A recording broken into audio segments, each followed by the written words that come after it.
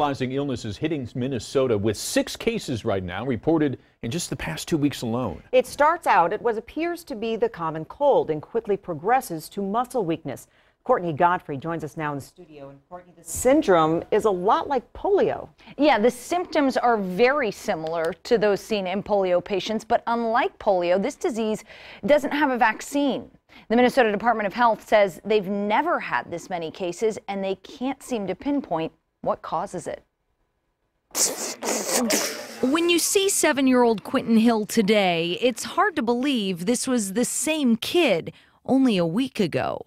A week ago, he couldn't lift his head. A week ago, he wouldn't get out of a hospital bed.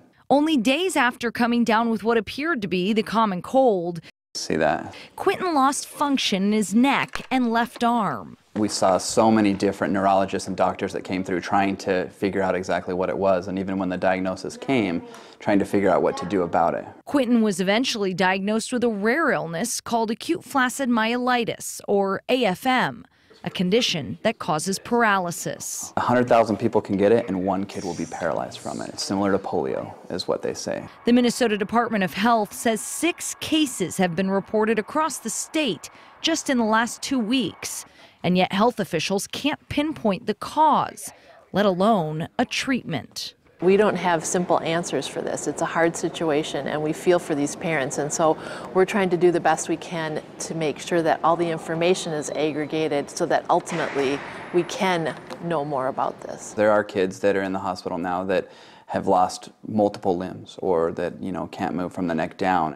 Quentin's dad just hopes Quentin can overcome the odds. A small percentage of kids report that they're able to get function back. So we're just hoping for the best, and we know that Quentin's super resilient. If anyone's going to get it back, we firmly believe that he will. Now, the Minnesota Department of Health says it usually sees 1 case or less per year, so 6 is definitely concerning. The patients are all under the age of 10 and are from across all of Minnesota.